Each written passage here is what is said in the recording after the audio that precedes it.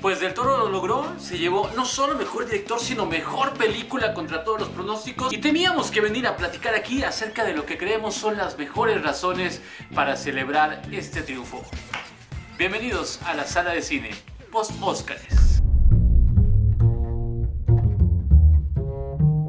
Hola, ¿cómo están amigos de Sala de Cine? Mi nombre es Iván Montesino, bienvenidos sean el día de hoy para platicar acerca del triunfo de Guillermo del Toro y La Forma del Agua. Por supuesto, toda la gente que participó detrás de esta película, que bueno, por supuesto que puso a nuestro país, a México, pues como muy contento. Es el tercer director mexicano que se lleva la estatuilla y hay que decirlo, yo creo que era quien la tenía más complicada. Porque bueno, el señor Iñárritu desde un principio, desde su ópera prima, desde Amores Perros, ha tenido muy clara esta línea acerca de la profundidad y de la complejidad del hombre, del ser humano y su confrontación con el destino, con la propia naturaleza. Y vaya, estos son temas que gustan mucho a la academia y a los premios.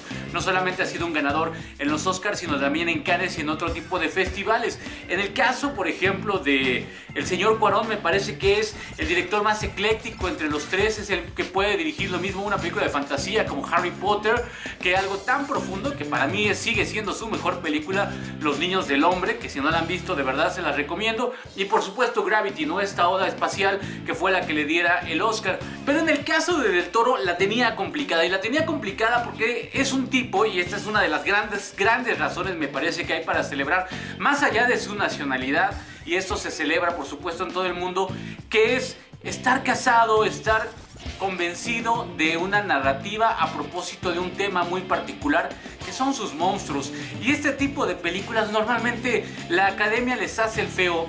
Si ustedes revisan en la historia de todas las ganadoras, por ahí estamos hablando de El Señor de los Anillos, que tuvo nominación en sus tres partes y que por supuesto al final le dieron a Peter Jackson el gran premio por El Retorno del Rey. Pero fuera de ahí es muy difícil encontrar que estas películas pasen de la parte de maquillaje, de toda esta parte técnica, porque la gente muy seria, los grandes críticos, suelen pensar que estas historias no pueden tener o no tienen la profundidad que deberían, a pesar de tener una larga historia en Hollywood. Sin ir más lejos, vayámonos a 1933 y recordemos una de las, por supuesto, inspiraciones de La Forma del Agua en cuanto a la historia, que es este asunto nuevamente de hablar de el amor entre dos especies, entre dos seres totalmente distintos que sin embargo logran una conexión. Y esta película era King Kong en 1933, fue un gran éxito y desde entonces se han recreado un montón de secuelas.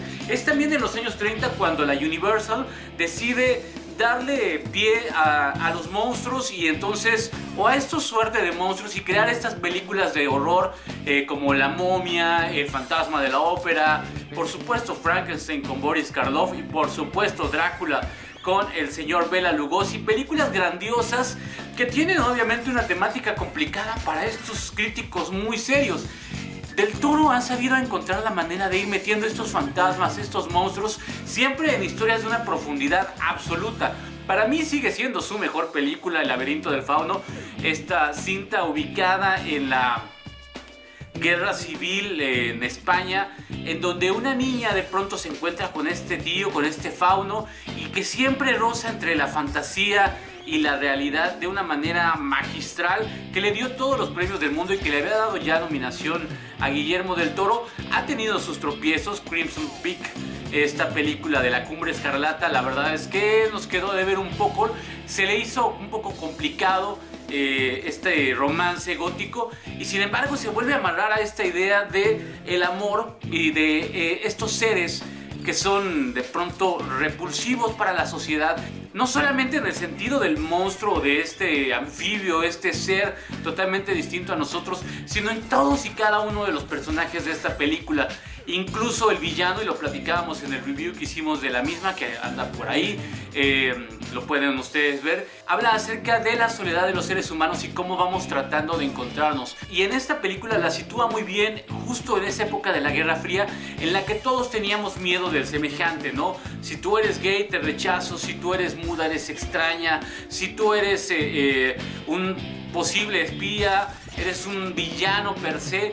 Y acá lo que hace es descarnar todo este asunto para demostrarnos que los diferentes podemos encontrarnos, y eso es una maravilla que ha tenido Del Toro desde su primera película, desde Cronos, esta cinta que hizo acá en México y que le dio el premio de la Semana de la Crítica en Cannes, y que a partir de ahí ha mantenido esta sólida carrera sin despegarse, insisto, de esta pasión que él siente. Y esa es, creo, la segunda razón muy buena para festejar que el señor Guillermo del Toro se gane un premio Oscar, que es la pasión que uno siente por contar las historias desde su óptica.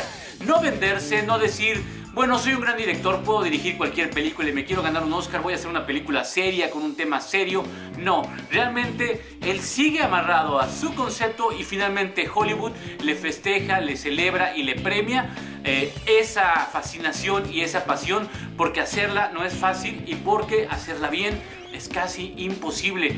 Lo cierto, lo decíamos al inicio, las películas de monstruos no son sencillas, son complicadas, pero este es un gran premio que de alguna manera permea a otros directores que se han amarrado a sus conceptos, como en su momento lo ha hecho Tim Burton, que ha venido a la baja, pero que finalmente crean universos muy particulares. Peter Jackson, que ya también tiene por ahí su premio, y otros tantos. Seguramente ustedes recordarán algunos de estos directores amarrados a la fantasía, a la ciencia ficción, que por ejemplo Steven Spielberg sabe hacerlo muy bien, pero siempre se mueve también a veces al lado serio, y es cuando recibe las nominaciones y los premios, y sus películas pues más de fantasía siempre quedan relegadas. Esperemos que esto le abra el espectro a estos otros grandes creadores y directores, y este es el gran festejo, me parece, para este premio. Es un premio que sí celebramos los mexicanos, aunque hay que recordar que, bueno, si están allá estos cuates es porque acá la industria no ha sabido volverse lo suficientemente fuerte, ni darle las herramientas a estos directores.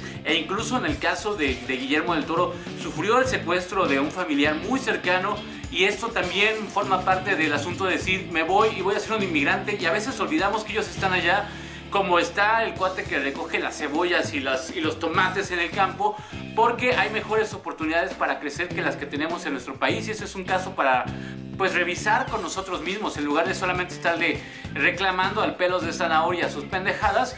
Sería bueno que revisáramos cuáles son las tonterías que hay acá. Por supuesto, todo con la justa dimensión. Guillermo del Toro, como Iñárritu o Cuarón, son personas que son exitosas y que se van bajo otras condiciones, pero que finalmente también abandonan una industria que bien le hace falta que lleguen nuevos directores. Platicaban de pronto en algunas transmisiones quién va a tomar ahora la estafeta, quién es el nuevo gran director. Por supuesto tenemos otros grandes directores que de pronto han buscado convertirse en estos nuevos grandes directores mexicanos, pero mientras la industria, la gran industria, se siga centrando en las comedias bobas, en la comedia romántica fácil, porque es más económica, porque deja dinero, con malos actores, con argumentos pues que te robas ahí, que le compraste a otras películas, ¿no? Mientras sigamos haciendo eso, difícilmente le vamos a dar espacio a estos nuevos directores, que los hay y que salen muy buenas películas cada año. Yo te pediría a ti, que eres un gran conocedor, que nos hagas algunas recomendaciones. Yo les voy a dejar en los comentarios algunos trailers de algunas películas de directores mexicanos que me parece que en los últimos 2 o 3 años se han atrevido a hacer cosas muy interesantes, que ojalá les echen un ojo y cuando las encuentren por ahí las apoyen, porque vale la pena asomarnos a ese otro cine. Yo en lo particular, aquí en la sala de cine, festejamos profundamente, con mucha alegría, que un señor que conocimos cuando veíamos los capítulos de La Hora Marcada, que él dirigió algunos de ellos, que le costó muchísimo trabajo, que recuerdo perfectamente bien haber ido al cine muy chiquito a ver Cronos y decir, órale, se pueden hacer este tipo de películas, y a quien hemos seguido durante toda su trayectoria, en sus grandes momentos como El Laberinto del Fauno, El Espinazo del Diablo, la primera película de Hellboy, y en sus momentos muy malos como The Crimson Peak o incluso Pacific Rim, que ahí medio cojea, pero la verdad es que con La Forma del Agua se le da un reconocimiento no solamente a Guillermo del Toro o a México, se le da un reconocimiento a la magia que crea el cine y a la posibilidad de contar historias desde otra óptica, y eso es maravilloso. Y finalmente, como dijo él en su discurso, esto permite que la gente que sueña con hacer cine y que sueña con contar una historia desde su corazón, con su propia óptica, con sus propios intereses, se pueda imaginar llegar muy muy lejos. Muchísimas gracias a ustedes por vernos, a la gente que se va suscribiendo. Ha crecido un poquito más el canal y eso nos tiene muy contentos. Esperemos que sigan cayéndole por acá a la sala de cine. Les recuerdo, por favor, ahí en los comentarios, recomiéndenos una buena película mexicana que no haya tenido que no sea la clásica comedia romántica y que no haya tenido el impulso necesario. Yo les agradezco muchísimo que estén con nosotros. Nos vemos próximamente acá en la sala de cine.